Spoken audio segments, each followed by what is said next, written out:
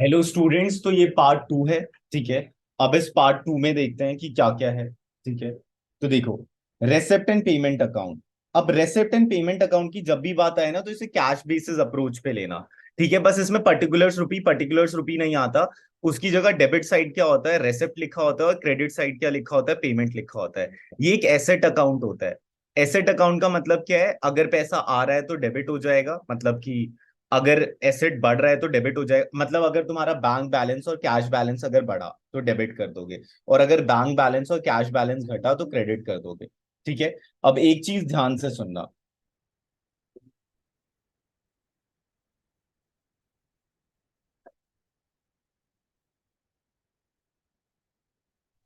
अगर मैं तुम्हारे अकाउंट की बात करूं ना, तो अकाउंट को ना दो में डिवाइड कर रखा है। एक पर्सनल अकाउंट होता है, और एक होता है इम्पर्सनल अकाउंट। एक होता है पर्सनल अकाउंट, और एक होता है इम्पर्सनल अकाउंट। ठीक है। पर्सनल अकाउंट का मतलब क्या है, पर्सनल अकाउंट का मतलब है जो पर्सन से रिलेटेड है। पर्सनल अकाउंट का मतलब है जो पर्सन से रिलेटेड है। ठीक है। अब वो पर्सन ना कोई एंटिटी भी हो सकता है। चलो, तो ये जो पर्सनल अकाउंट है ना, उसे दो में डिवाइड कर रखा है। एक नेचुरल पर्सन, एक natural personal. Natural personal account का मतलब है राम का अकाउंट, श्याम का अकाउंट, मोहन का अकाउंट, सोहन का अकाउंट। ये हो गया नेचुरल पर्सनल अकाउंट। एक होता है आर्टिफिशियल अकाउंट। आर्टिफिशियल अकाउंट का मतलब होता है, जैसे कि मान लो टाटा का अकाउंट, रिलायंस का अकाउंट, अंबानी का, मतलब कि रिलायंस का अकाउंट, एप्पल का अकाउंट। ठीक है। एचडीएफसी का अकाउंट। ठीक है। तो ये सब क्या हो जाएंगे, तुम्हारे आर्टिफिशियल अकाउंट हो जाएंगे। ठीक है।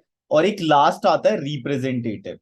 रिप्रेजेंटेटिव में ना, इन दोनों को जो रिप्रेजेंट कर रहा है, जैसे अक्रूड हो गया, आउटस्टैंडिंग हो गया, प्रीपेड हो गया, एडवांस हो गया, ये सब क्या हो जाएंगे, तुम्हारे रिप्रेजेंटेटिव के पार्ट हो जाएंगे। प्रीपेड, एडवांस, ये सब क्या हो जाएंगे, तुम्हारे रिप्रेजेंटेटिव के पार्ट हो जाएंगे। तो एक बार और कर लेते हैं। पर्सनल अकाउंट में क्या आता है, राम, श्याम, मोहन। ठीक है। आर्टिफिशियल में क्या आता है, किसी भी ऑर्गेनाइजेशन का नाम। और रिप्रेजेंटेटिव में मतलब क्या है, जो इन चारों को रिप्रेजेंट करता हो। अक्रूड का मतलब क्या है, काम कर दिया पैसा नहीं मिला। आउटस्टैंडिंग का मतलब क्या है कि आउटस्टैंडिंग मतलब है कि काम ले लिया है, मतलब कि सर्विसेज ले लिया है, लेकिन अभी तक पैसा नहीं दिया। जैसे कि मान लो तुम्हें 5,000 किसी को सैलरी देनी थी, 3,000 दे दिया, और 2,000 नहीं दिया, तो जो 2,000 नहीं दिया वो आउटस्टैंडिंग है। ठीक है। उसके बाद प्रीपेड मतलब पहले ही दे दिया, और एडवांस मतलब कि अभी काम नहीं हुआ है और तुमने पहले ही पैसा रिसीव कर लिया। ठीक है। तो एडवांस हो जाएगा। ठीक है। तो किसी के लिए कोई चीज प्रीपेड है तो उस सामने वाले के लिए वो एडवांस है। ठीक है। उसके बाद इम्पर्सनल अकाउंट को दो में डिवाइड कर रखा है, एक रियल और एक नॉमिनल। ठीक है। रियल में सारे एसेट्स आते हैं एक्सेप्ट डेटर्स। रियल में सारे एसेट्स आते हैं एक्सेप्ट डेटर्स। और नॉमिनल में क्या आता है, सारा प्रॉफिट एंड लॉस। नॉमिनल में क्या आता है, सारा प्रॉफिट एंड लॉस। नॉमिनल में सारा प्रॉफिट एंड लॉस आता है। So it is prepared at the end of the accounting year on the basis of cash receipt and cash payment recorded in the book, in the cash book. तो ये किसके basis पे बनता है, cash book के basis पे बनता है। अब दो टाइप ऑफ अकाउंटिंग चीजें होती हैं, एक कैश बेसिस होता है और एक अक्रूवल होता है। कैश बेसिस में अगर कैश आ रहा है तब रिकॉर्ड होगा, और अगर कैश जा रहा है तब रिकॉर्ड होगा। अक्रूवल में whether you receive the payment or not, whether you paid the payment or not, it does not matter. अगर आपने ट्रांजेक्शन अगर कर दिया है तो आपको उसे रिकॉर्ड करना पड़ेगा। ठीक है। It is a summary of cash and bank transaction under various head. For example, subscription receive from the member on different dates which appear on the debit side of the cash book shall be shown on the receipt side of the receipt and payment account। ठीक है। जो भी चीज आपने cash book के debit side डाली है वो रेसिप्ट एंड पेमेंट अकाउंट के डेबिट साइड ही आएगा। ठीक है। As one of the item with the total amount. ठीक है। मतलब अगर मान लो कि सब्सक्रिप्शन है, तो सब्सक्रिप्शन के डेली डेली कुछ ना कुछ ट्रांजेक्शन हुए होंगे, तो रेसिप्ट एंड पेमेंट में जब वो अमाउंट आएगा तो एक साथ आएगा। ऐसे नहीं 2 रुपए, 10 रुपए, 50,000 रुपए, इस टाइप का तोड़ तोड़ कर नहीं आएगा। एक साथ जो सब्सक्रिप्शन का पैसा है वो सीधा आएगा, मतलब कैश बुक से टोटल होने के बाद जो पैसा बन रहा है वो सीधा आएगा। ठीक है। Similarly, salary, rent, electricity charges paid from time to time as recorded on the credit side of the cash book, but the total of salary paid, total of rent paid, total of electricity charges paid during the year on the payment side of the receipt and payment account. Thus, receipt and payment account gives summarized picture of various receipts and payment account irrespective of whether they are pertain to the current period, previous period or succeeding period, और whether they are capital nature और revenue nature। ठीक है, ये matter नहीं करता कि आपका capital nature का है, रेवेन्यू नेचर का है। जब भी ना किसी ऐसे चीज की बात हो रही होगी जो 1 साल से ज्यादा का है, तो कैपिटल नेचर का हो जाता है, और जो 1 साल के अंदर अंदर की बात कर रहा होता है, और रेवेन्यू नेचर का होता है। तो receipt and payment account discriminate नहीं करता, ठीक है। वो दोनों चीजों को रिकॉर्ड कर रहा होता है, चाहे वो कैप, चाहे आप मशीन ले लो, चाहे आप सैलरी पे करो, दोनों रिकॉर्ड होंगे और दोनों को पेमेंट साइड आ जाना है। ठीक है, चाहे आप सब्सक्रिप्शन रिसीव करो, चाहे आप बिल्डिंग का डोनेशन रिसीव करो, दोनों आपके रिसिप्ट साइड ही आएंगे। It may be noted that this account does not show any non-cash items like depreciation।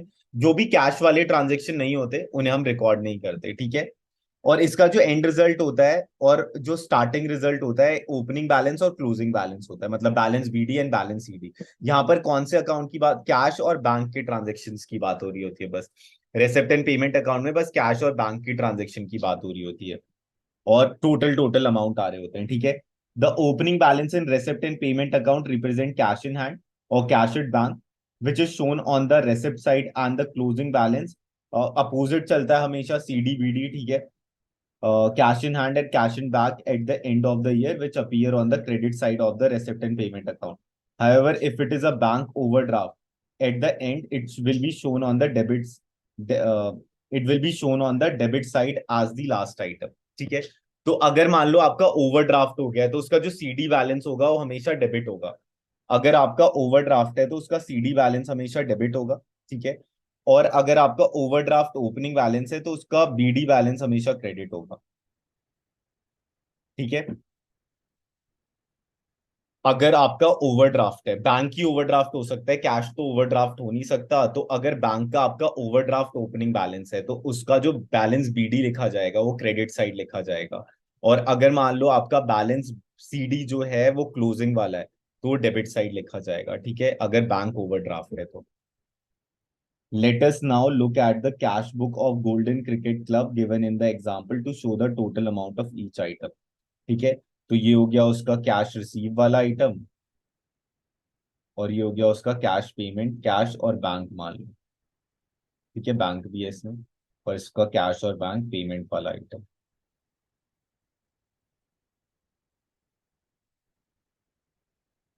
ठीक है, तो सब्सक्रिप्शन का टोटल पैसा किया, और उसके बाद ये आ गया, ठीक है। फिर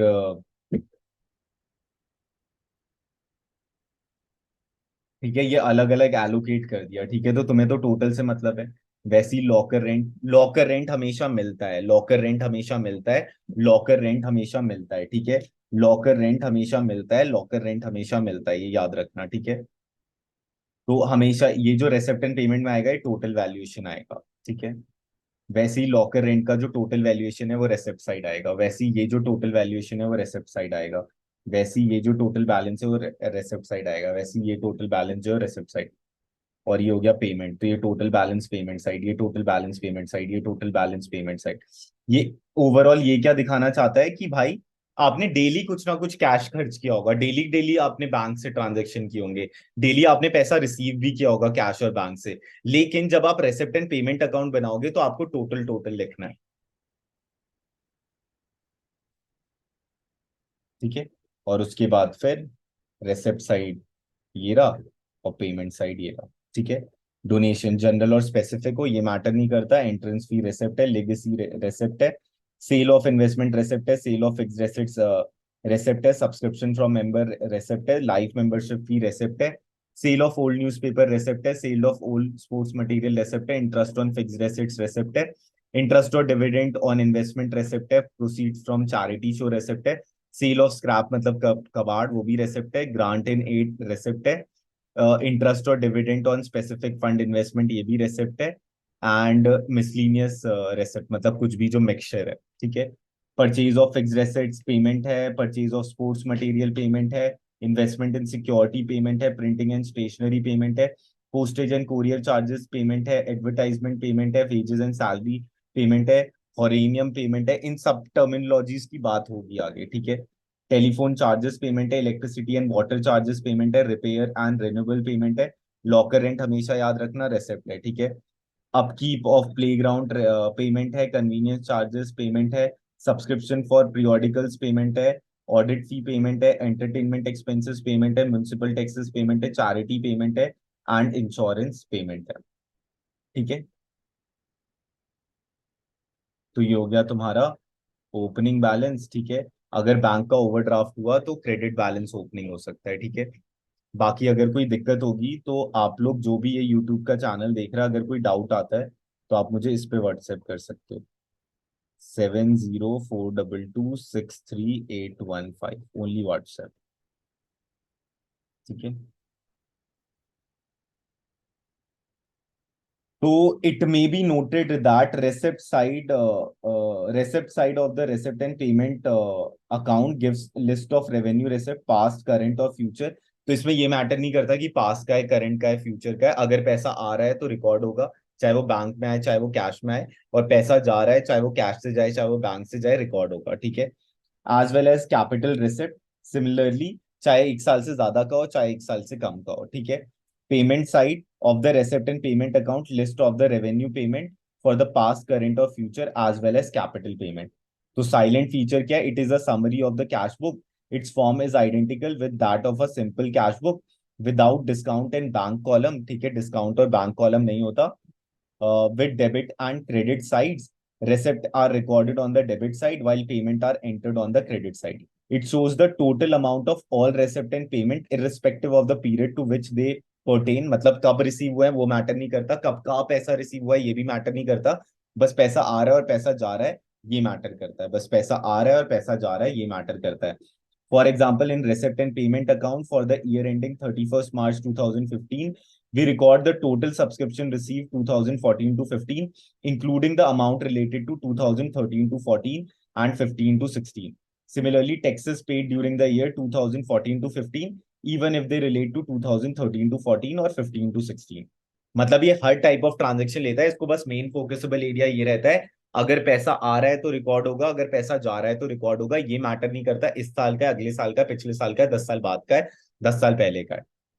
It include all the receipt and payment, whether they are of capital nature or revenue nature. No distribution is made in receipt and payment made in cash or through bank, with the exceptions of the opening and closing balance. The total amount of each receipt and payment is shown in this account.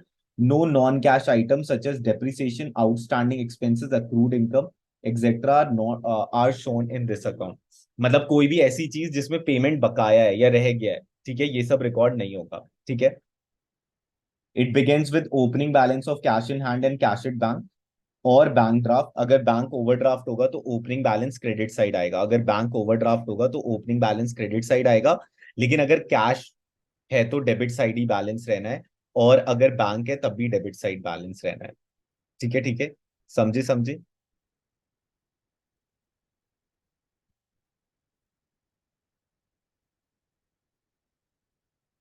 Okay,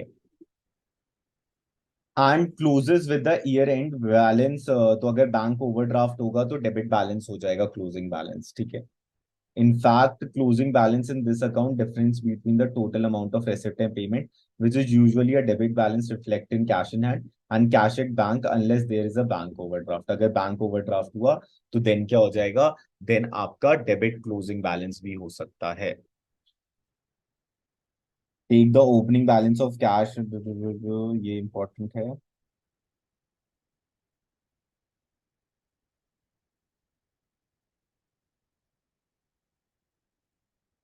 ये आ जाएगा आपके debit side, ये भी आ जाएगा debit side, ये भी आ जाएगा debit side, ये भी आ जाएगा डेबिट साइड, ये भी आ जाएगा डेबिट साइड, ये भी आ जाएगा डेबिट साइड, ये आएगा क्रेडिट साइड, ये आएगा क्रेडिट साइड, ये आएगा क्रेडिट साइड, ये आएगा क्रेडिट साइड, ये आएगा क्रेडिट साइड, ये आएगा क्रेडिट साइड, ये आएगा क्रेडिट साइड, ये आएगा डेबिट साइड क्योंकि मिला होगा, ये आएगा डेबिट साइड, ये आएगा क्रेडिट साइड,